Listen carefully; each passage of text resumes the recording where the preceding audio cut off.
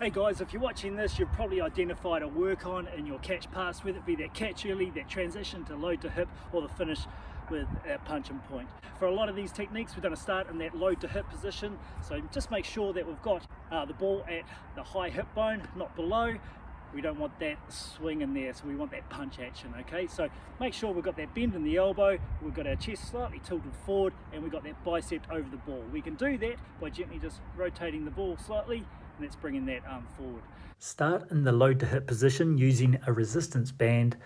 Now be really strict on the constraints. Elbow bent, bicep over ball. The hands should naturally be pulled to the desired shoulder height position. We can then progress by taking the inside foot up and rotating our torso towards the target. Now it's always good to try the opposite foot for a few reps. It's not the ideal position we want to execute the pass, but it's good to train for the less than ideal situations.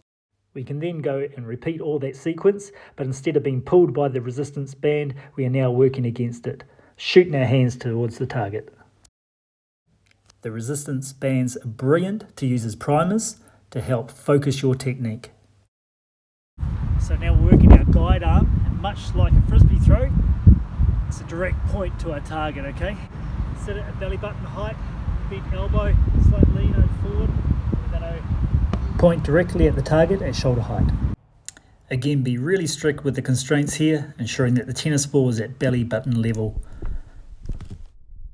So now we move on to the power arm. Again, be strict with the constraints here. We're taking the tennis ball to the inside hip. We don't want it dipping lower. We want it shooting straight to the target. Good chance to start focusing on those cues.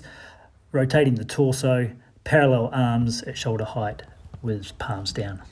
Just finish off the reps with a couple on the outside foot. Now go on to the pistol drill where you set the ball high in the hip. Make sure you got a bend in the elbow with that bicep over ball. We want to avoid any swing back or swing low motion. So we want a punch action to fully extend to be at that shoulder height with palm down. Progress to the side pistol. Again, be really particular about those load to hip constraints. Focus on rotating that torso and punching that power arm to meet the guide hand. The natural progression is the side pass with two hands. You may even want to include the catch early, snapping rotation into that load to hip position with this drill. So if you find that you're having a problem at the load to hip area and the ball is dipping down below the hips, creating a swing motion, this is a really good constraint. I'm on my knees and I'm over top of the ball in that load to hip position, and the constraint's stopping me from swinging it, so it's forcing me to finish true.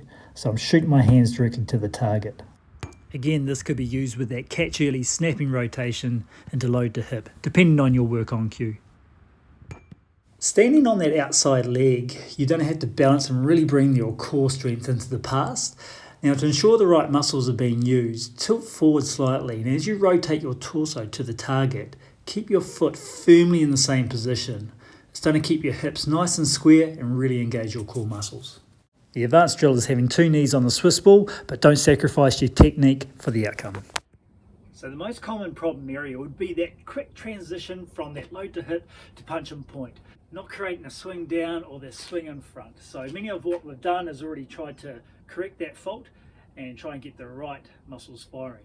Now, if the test shows that you're performing in that area, and in fact it's your catch early load to hip transition that needs work on, then you can simply use many of the two-handed passing drills that we've been doing. So as I step, I'm catching early and quickly load to the hip, all on that same leg there. So I hope you enjoy the technical sessions and keep up the great work, guys.